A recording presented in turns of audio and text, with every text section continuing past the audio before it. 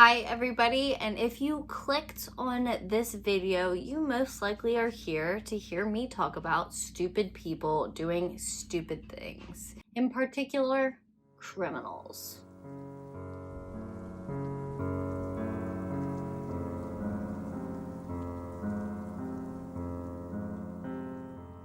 If you are new to this channel, I talk about all things true crime here, and if you like true crime, make sure to hit that red subscribe button down below and turn on your post notifications so that you do not miss a thing.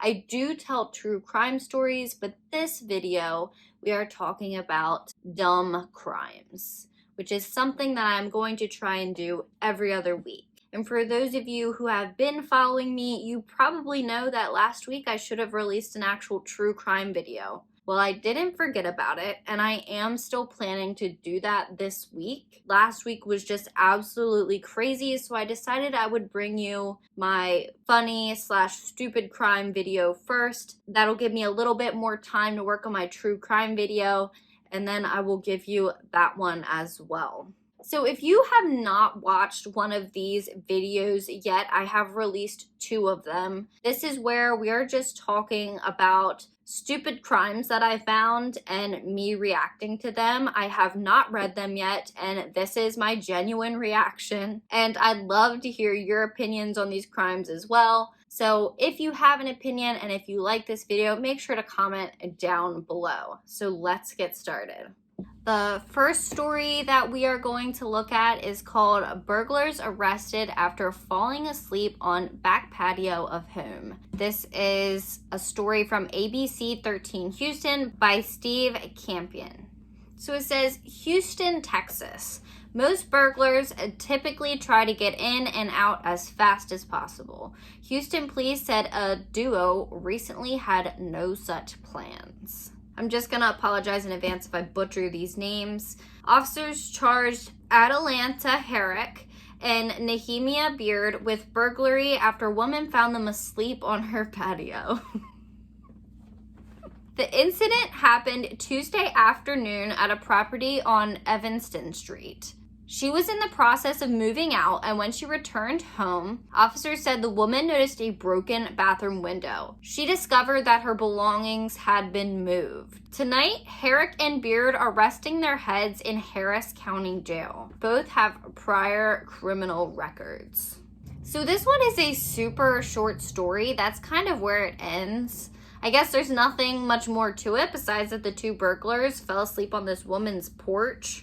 I mean, if they were that tired, they could have taken a nap before they went to steal some belongings. I'm just curious as to why they would even sit down on a porch that they were burglarizing. I mean, I thought the goal was to just get away, steal and get away, not steal and sit down, take a rest, because you're tired from stealing and then leave. I'd like to know if there's more to this story. Was there drugs involved? Did they use something that maybe made them nod out and that's why they were sleeping? Or did they literally just fall asleep at this person's house? I'm thinking that it's probably substance related, because I don't think somebody would just fall asleep after stealing. And substance abuse and theft is something that happens together many times, because many people will steal in order to supply themselves with their addiction. So I'm really curious about that. So this time I was planning on doing a story from different news stations each time, but I had just now looking, I realized that this looks like one I want to look at, so we're going to do this one as well. So also on ABC 13 Houston by Marla Carter, crooks seen getting away with TV on motorcycle in Manville.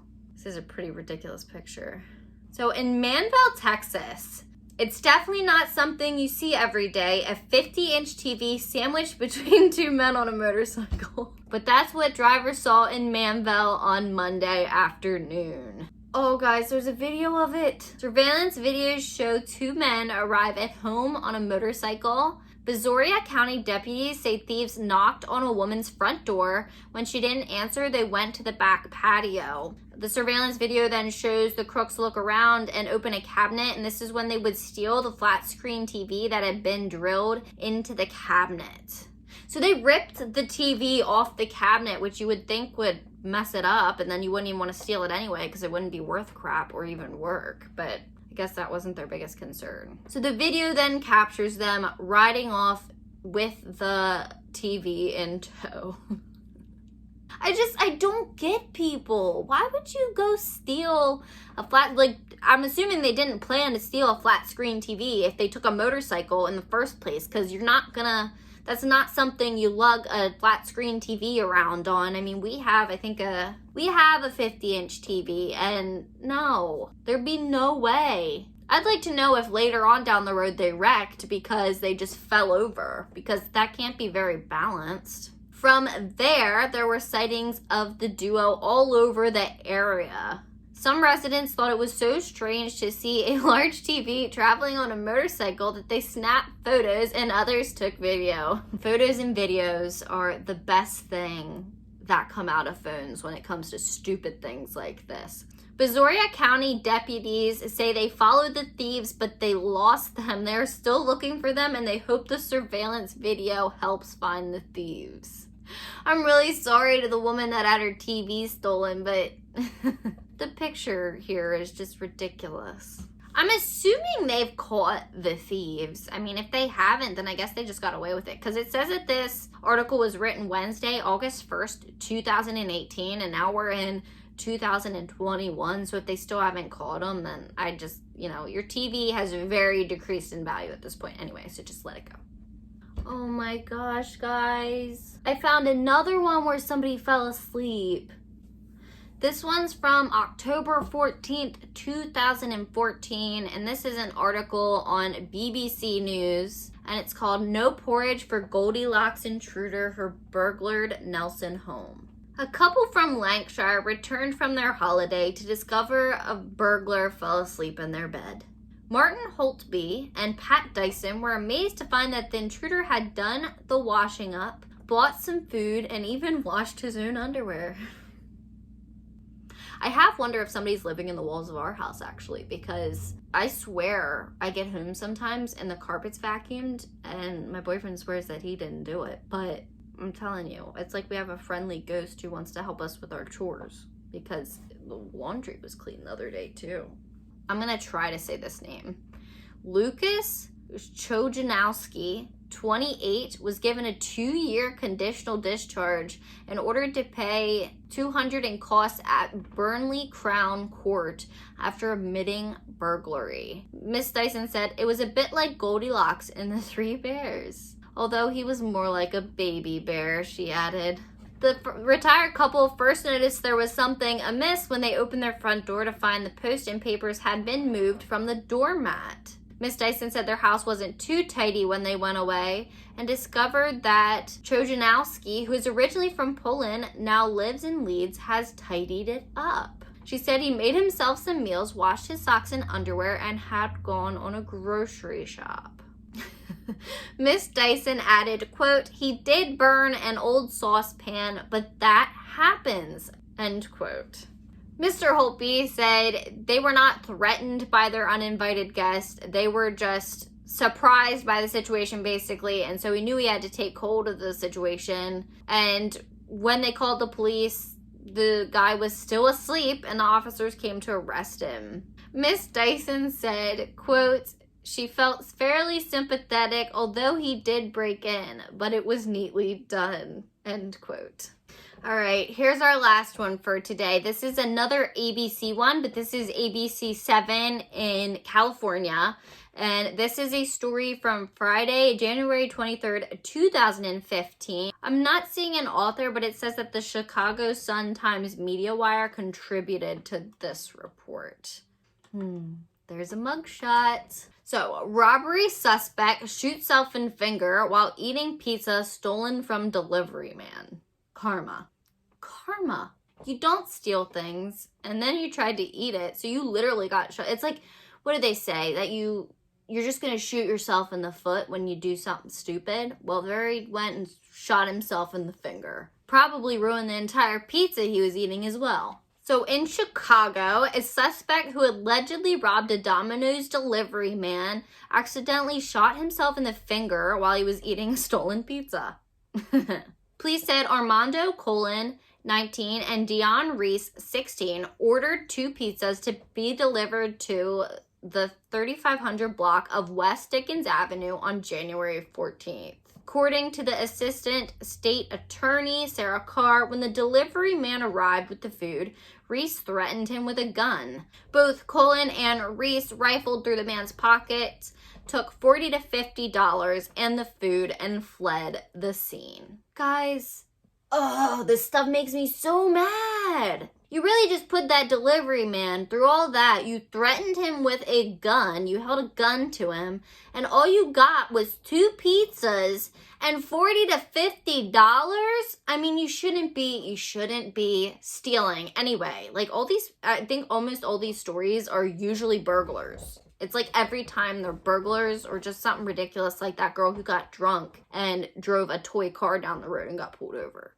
You stole $40 to $50. Did you think that a pizza man was going to be carrying around $1,000 cash? Like, what was the point of that?